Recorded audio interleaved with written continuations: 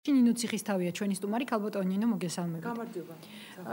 გავრცელეთ სპეციალური მიმართვა მაესტროში მიმდინარე მოვლენებთან დაკავშირებით. მე მაინტერესებს როგორია თქვენი მიმართვის შინაარსი, რა სთხოვთ საზოგადოებას?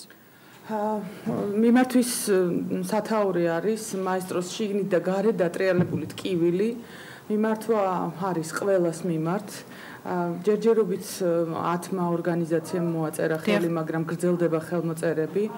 როგორც უნდა შეჩვეული ვიყოთ თითქოს ცუდი გაგებით სურპრიზებს ჩემს ქვეყანაში, მაინც ბევრი დრო გჭირდება ხოლმე რაღაცა ძალიან დიდი და მოცული საკითხების დასარეგულირებლად, გულისხმობ რეგიონებიდან ჩვენი კოლეგების ხელმოწერებს და ასე შემდეგ.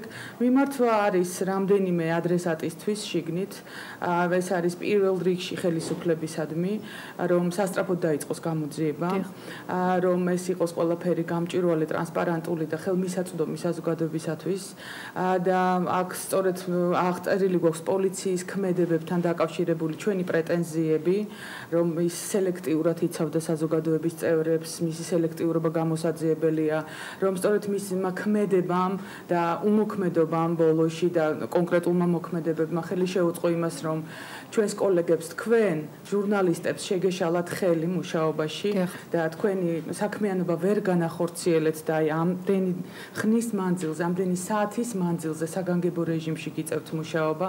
ამაზე მე ცალკე მინდა მე შევაჩერო ყურადღება. ეს არის მოწოდება საერთაშორისო ორგანიზაციებს, რომ მათ გამოაგზავნონ არა ისე რომ დაიბარონ თავისთან და კარი გააღონ და მოისმინონ რა ხდება, ვის რა ეკუთვნის, ვის რა არ ეკუთვნის.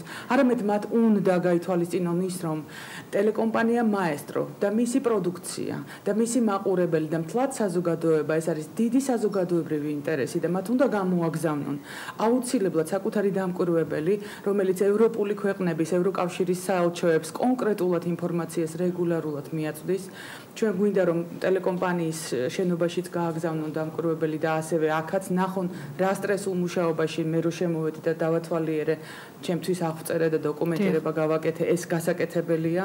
ასევე არის მოწოდება მედიის წარმომადგენლებისათვის ზოგადად და კონკრეტულად თქვენ, სულ ყველა თქვენდამი, რომ ჩვენ მზად ვართ სულ ყველანი არასამთავრობო ორგანიზაციები დაგეხმაროთ, რომ თქვენი საჭიროებები აღწეროთ.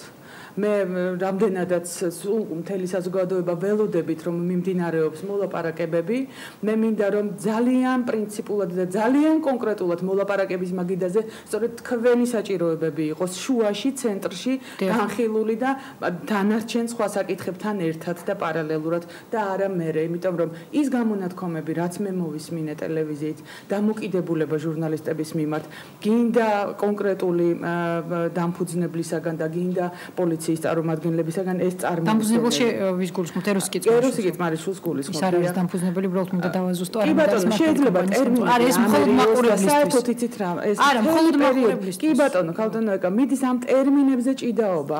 აბა ვინ არის და ვინ როგორ არის და სამწუხაროდ ეს ტერმინები შინაარსს იურიდიულად, მაგრამ ცალსახაა რომ ჩვენ ვართ სულ ყველანი დაზარალებულები, ჩვენ ვართ სულ ყველა შეურაცხყოფილი ხელახლა და იმედიც არ გვაქვს რომ ჩვენ ვიცოდეთ რაღაცა ვადა როდის დასრულდება და რით დასრულდება ეს საკითხი.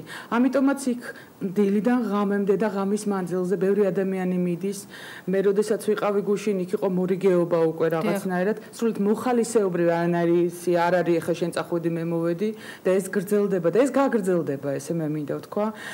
ასევე არის არასამთავრობო ორგანიზაციებისადმი მოწოდება, რომ შეიქმნას ჩამონათვალი წინა პირობებისა, საერთოდ მოლაპარაკებებს. ყოველთვის წინ უნდა უძღოდეს წინა პირობები, რადგან ორივე მხარე ჩამონათვალს გაგ. მე იმედი მაქვს, რომ კოალიცია, მედია კოალიცია ძალიან პროფესიულად აკეთებს ამ ყველაფერს და ჩვენთვის მალე იქნება ცნობილი ან წინა პირობების ჩამონათვალი რაზდებდნენ მოლაპარაკების მაგიდაზე. ჩვენ ვიცით, რომ მოლაპარაკება უკვე მიდის. კი, მოლაპარაკება შედეგების შესახებ ჯერ არაფერი ვიცით. მაგრამ იცით, რომ მოლაპარაკებას ბევრი კომპონენტი აქვს და აქ ნაწილი შეიძლება გამოტანილი იქნას, ნაწილი, მაგრამ ეს სტრატეგიის საკითხია, დაველოდოთ რით დასრულდება. ეს არის და ეს. მე მინდა გავაჩერო კიდევ თუ შეიძლება რა თქმა უნდა ჩვენ მაყურებლის განსაკუთრებული ყურადღება მდგომარეობის საგანგეობაზე, რომელიც მორბენალის ტრიქონით მიდის ამ წუთებშიც და მთელი ეს პერიოდია. რას ნიშნავს საგანგებო მდგომარეობაში მედია წარმომადგენლების მუშაობა და მე მინდა გთხოვოთ ყველას ეხლა უკვე ხმამაღლა რომ თქვენ უნდა დაიწყოთ უკვე და ჩვენც თქვენთან ერთად უნდა დავიწყოთ მტკიცებულებების შეგროვება, იმიტომ რომ ძალიან კონკრეტული ზიანი, რაც მოგადგათ თქვენ, გარდა იმისა, რომ პროფესიული საქმიანობა შეგიფერხდათ, შეგიჩერდათ და სტრესულ მდგომარეობაში მუშაობს, ეს კონკრეტულად პოვებს და მე რაც გარშემო ვესაუბრე ხალხს, უკვე პოვა ჯანმრთელობის მდგომარეობაზე ასახვა. ეს არის ძალიან კონკრეტული ზიანის საკითხი და ეს ყველაფერი უნდა იყოს დოკუმენტირებული და მტკიცებულებები შეგროვილი. იმიტომ რომ მე ნამდვილად არ ვიცი ხვალზე საერთოდ რა გველოდება ჩვენ. თქვენი აზრით რამდენად მნიშვნელოვანია დღეს არასამთავრობო ორგანიზაციების მხრიდან, საზოგადოების წარმომადგენლების მხრიდან სწორი პოზიციის დაკავება მაესტროსთან მიმართებაში და თქვენი აზრით რა არის ეს სწორი პოზიცია? მე ვფიქრობ, საზოგადოების აზრი არანაირად არ გაყოფილა ორად და ყველანი უმრავლეს შემთხვევაში ვამბობთ იმას, რომ არავის არ აინტერესებს შიდა საკითხების და ტერმინების გარკვევა. ჩვენია ეს ტელევიზია, ეს არის ნამდვილად ის პროდუქცია, ის ფანჯარა, ის კარი, სადაც ადამიანი იტყვის თავისუფლად, ცენზურის გარეშე და მოისმენს თავისუფლად. ამ ტელევიზიას, მის პროდუქციას უკვე ჩამოუყალიბდა თავისი ძალიან კონკრეტული მაყურებელი და მსმენელი და ეს არის უკვე ათობით ათასი ადამიანის ინტერესი და ათობით ათასი ადამიანის